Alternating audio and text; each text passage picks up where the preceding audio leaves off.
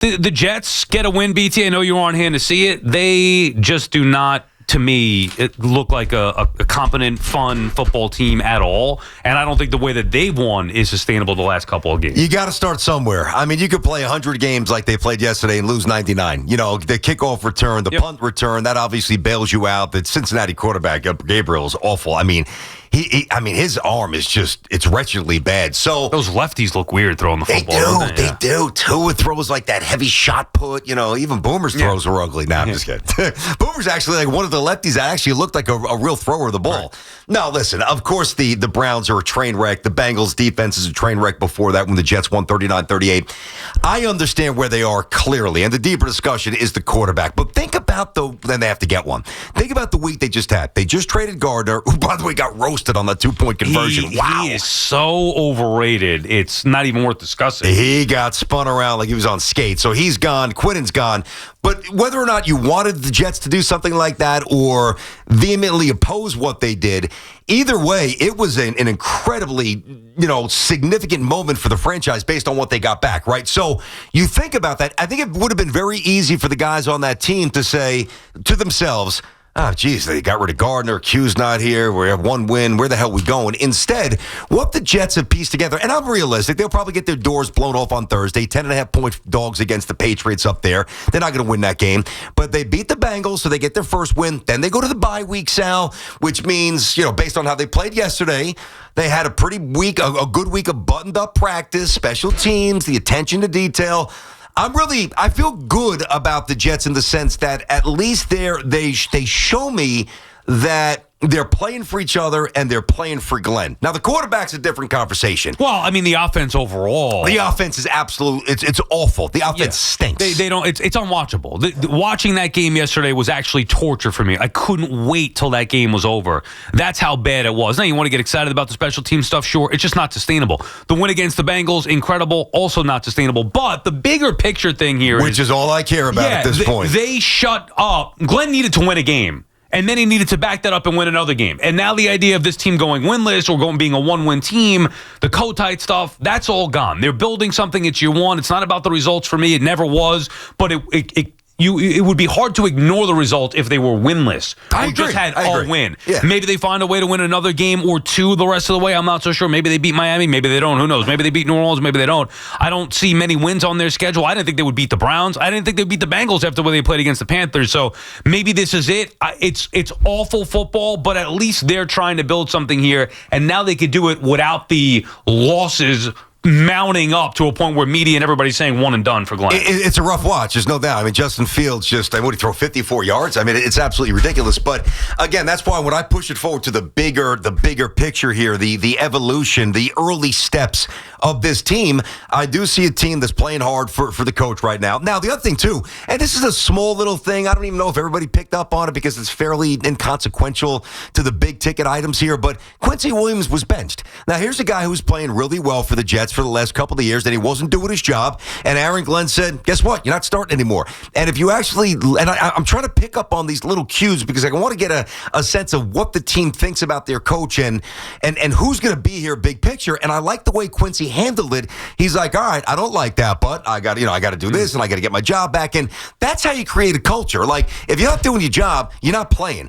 If we don't think that you're a big piece of the future and you're making a lot of money, we're trading you. So as I said, when these trades came down, the 2026 draft board, the 2027 draft board, and now any big trade that could come about in the NFL, the Jets will be centrally included in all of that. And that's a good starting point. One more thing, though, about the quarterback. Now, listen, I've danced this dance, and it's exhausting.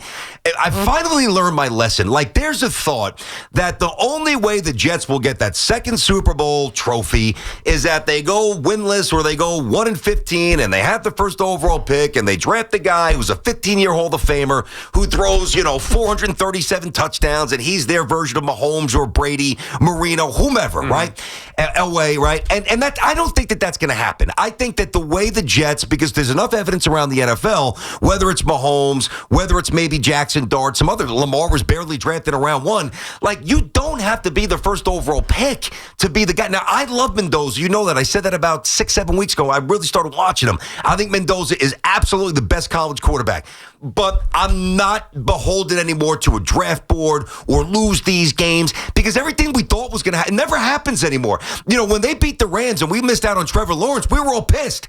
I mean, I'm not saying I wouldn't take Trevor Lawrence, Thursday night against the Patriots because he's better than Justin Fields, but where is Trevor Lawrence taking you? He's taking you nowhere. That's why I've always been in that belief. The losing to get a top pick doesn't guarantee anything. Also, when everybody else says, oh, this guy's the greatest, I'm not buying it. Same thing with Trevor Lawrence. I said it at the time. I'm not buying that he's the next Andrew Luck. And guess what? He wasn't the next Andrew Luck. You're right. There are many different ways to do it. But this is the infancy stages for the Jets to build this thing the right way. I'm not going to get caught up. Winning is better than losing.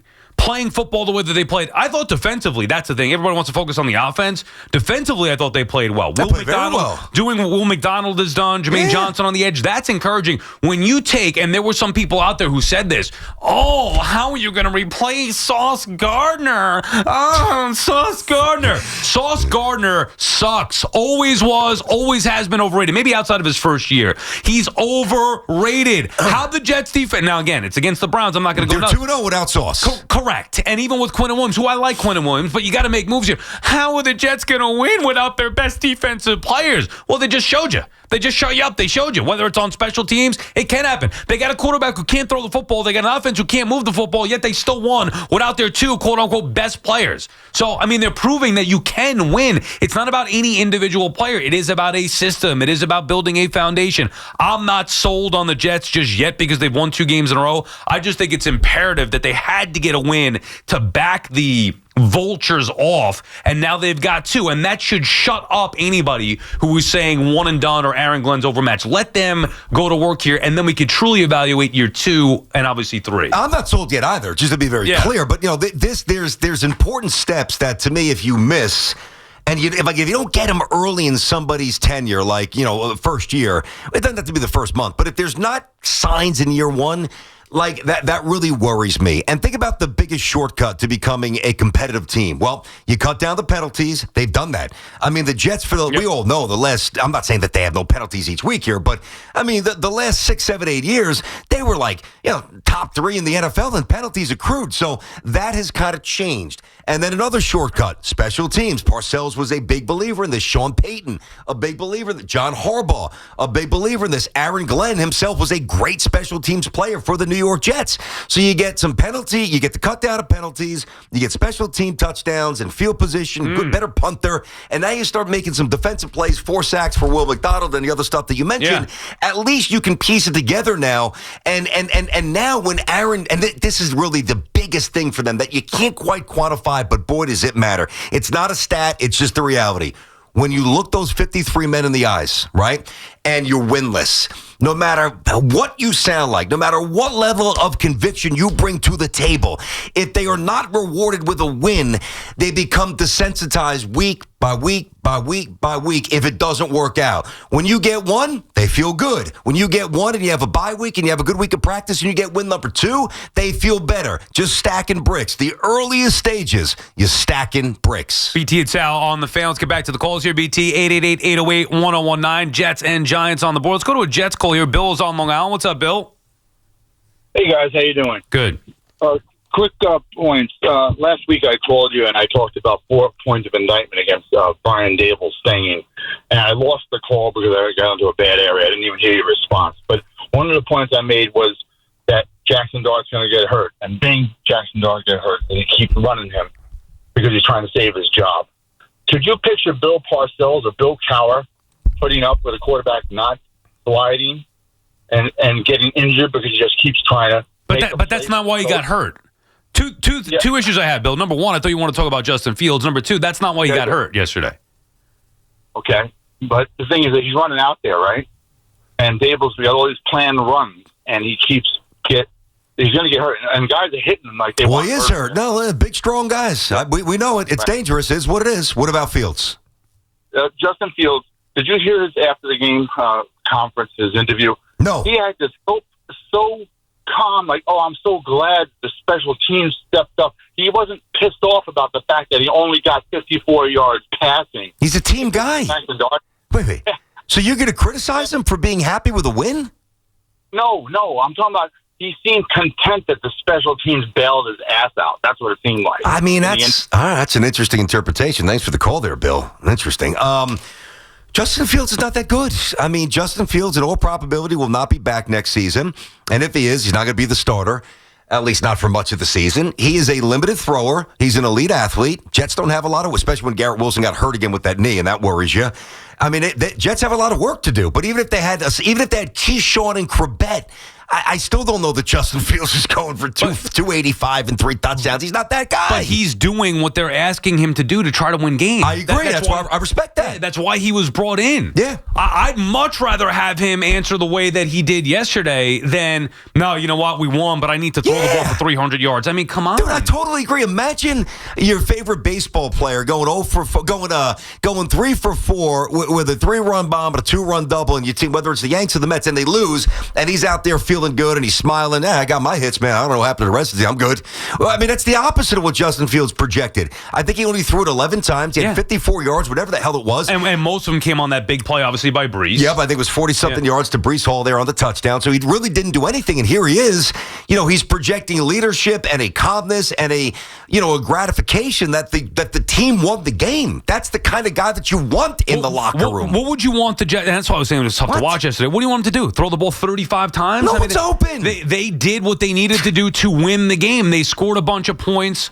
I just saw another hit there on replay watching. Jackson Dart got hit in the face mask there. But was that when his helmet came off? Yeah. Anyway, they scored a bunch of points on special teams. They didn't have to throw now, obviously, they couldn't throw the football, but they didn't have to try and win. You take the wins any way you can get them if you're the Jets. They're building this thing out. There's not to rip on Justin Fields. What'd you think he was going to be? This is what he's been for the most part. He'll run a little bit. He'll throw. He's made some play. Look, week 1, he threw a bunch of times. Beautiful 46-yard touchdown. Remember that to Garrett? That's beautiful. Bengals game, he looked pretty good. Yep. So there are moments for Justin Fields. It's going to be dictated by what you need each week to win. They had the lead with special teams against the Browns, and they regained the lead. Brees Hall was good.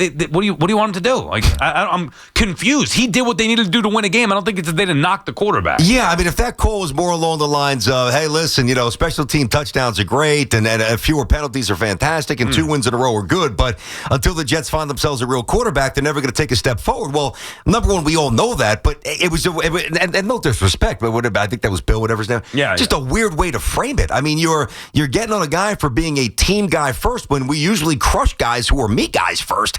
Doesn't make any sense there. And listen, by the way, Sal, the other thing too that this win does, again, staying within the realm of the early development of the Jets here under Aaron Glenn. But, Thursday night, now the Jets have a game in a couple of days. I don't think they're going to play particularly well. They're 10.5-point dogs for a reason. Patriots are really good. I told you that 2 months ago. I knew they'd be good. They're even better than I thought. I don't think the Jets win. But at least as a Jets fan going into the game, like you got a little juice. 2 straight wins Thursday night. Like instead of thinking we're going to get embarrassed and lamenting being on national TV, I'm a little excited again until the game starts. Easy, big fella. Hey, come on. David's calling from Maplewood, New Jersey. What's up, David? Dave. Hey, good morning, guys. Hey. Listen, I spoke to you last week, and I told you, hate to say that I told you so, but I said I thought Dart should have been benched for that game, and you all said that I'm crazy. I said if he sits out a game and a team plays better, then maybe put him back in for the next game. It's a loser mentality, Dave. Why would you bench? It's a loser mentality, Dave. You are crazy if you want to bench Dart. Why would you do that? But it happened. Okay, so what happened? What happened? He got hurt. He got hurt. Concussion. David. So what? You did not. Are you telling me you think you were right by saying that you shouldn't have started Jackson Dart in that game? In that weather, with that team? No, you're wrong. You're wrong. David, not only are you wrong, it's one of the more asinine calls or ideas that I've ever heard in my entire life. And I've heard a lot of asinine things. Well, I have to disagree with you guys. Sorry. I called it.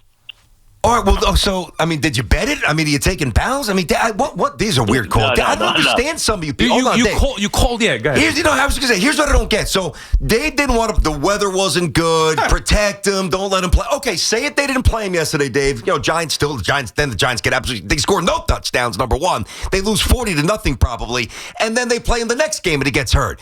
Eventually, Dave, he's going to play football, Dave. Well, not for Dave, he's not. Yeah. I guess not. He can coach. And Maybe he can take over for Dable. The way the team plays, he's in imminent danger every time he's. But then, Dave, why not say that you would change the way that they play? Not him necessarily, who's also got to learn as a rookie, but that they're using him too much on offense. As I said before, abusing him. Why not say that as opposed to benching him? Benching him, you realize how foolish that sounds, right? I don't think he does. In theory, but I knew it was going to happen sooner than later. I think we all did, Dave. Okay, Thanks for the call. I mean, okay. It's not. I mean, you make it seem like you went to the top of the mountain and threw something out there that nobody thought of. I mean, every time Jackson Dart got popped this year, we're like, that's not good. Right. Worried about the kid. Every time he's in space, I'm like, get up, get up. But it's football. But the solution is to hold off on all the RPOs, not to bench him. Yeah. That's where David. I'm not. Jackson Dart getting hurt was one of the easiest things to predict in sports. How you're going to prevent that is another issue. Not starting him is just like why'd you draft him?